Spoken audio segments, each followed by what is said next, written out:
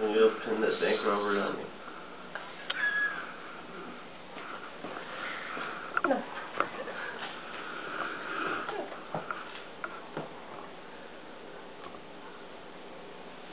Hi, I would like to talk today about how to shop on a budget effectively.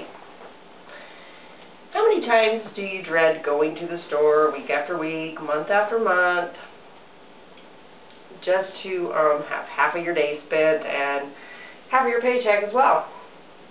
Everybody dreads going, but we all have to eat, so it's not really an option. In this economy, when money is tight, it's difficult to fit things into the budget, and by the time you pay the bills, sometimes you don't have what left that you need to actually go to the store. So if you prepare and organize and do a little comparison, you can effectively shop on a budget. So let us first begin by sharing how to prepare for the big event. You first need to prepare a list, and in order to do so, a good place to start is just to pull out the grocery sales ad for the week. You can find what's on sale, find the best prices, just kind of get an idea of what things cost, and then it kind of gives you a little preparation to place in mind as to what you might be getting. You would like to also create a menu, and in order to gather ideas for that, you can either, again, refer back to your sales ads, look in recipe books. Internet's a good place to go. Food Network, lots of good things on there. Check your cabinets as well. Just kind of look and see what you've got in there that you could maybe start a meal with or add to a meal with, and that will eliminate some of your cost factors. So once you've kind of got in mind what you would like to prepare for meals, go ahead and list your meals out. If you're going to have roast beef, mashed potatoes, and a vegetable, go ahead and list those out for the day that you'd like to prepare those on. And that way, as you begin to create your list, you're not going to forget items that you need. It's good to be able to appropriate the cost with each meal that way and get a better idea as to what you might be spending. So now that you know what you want to eat for the week, let's get ready to make a list. You would like to, secondly then, create an organized list. And the best and easiest way to do that is to categorize your items. If you know the layout of the store, categorize it by the aisles. That, I find, is the easiest way to make my list. If you don't know the layout of the store, just categorize it by food sections, like the dairy section and then the frozen section. And that way you've got things grouped together, makes them easier to find and keeps you better on track.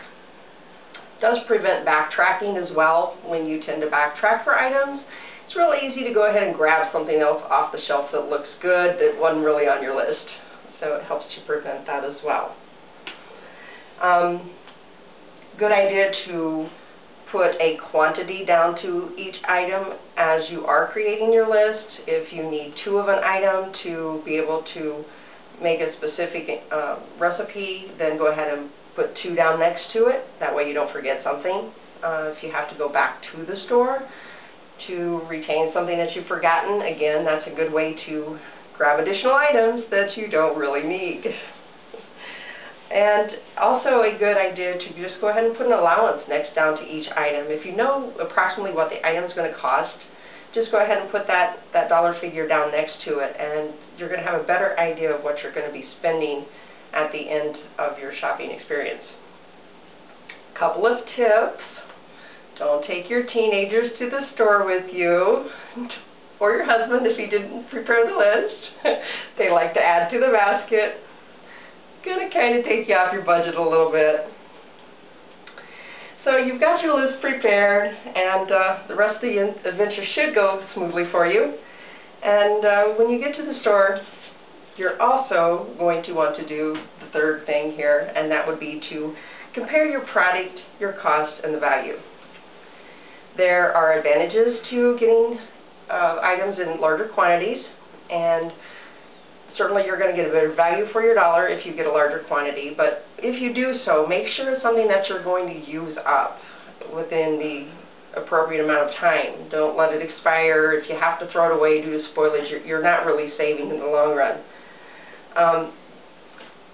Personally, I don't like to compromise quality. There are just certain things, that brand names that you know you like the flavor of, so just cut back on the other things that doesn't make so much difference, and don't compromise your quality. Compare active ingredients on non-food items. If you're going to get some cold medications or something to that effect, compare the active ingredients to the name brand items, and you can save quite a bit actually by getting a generic brand that has the exact same active ingredients, and it will allow you then to, again, stay on your budget. So always keep in mind when you're going to make a trip to the store that preparing a menu will give you insight to what your list is composed of.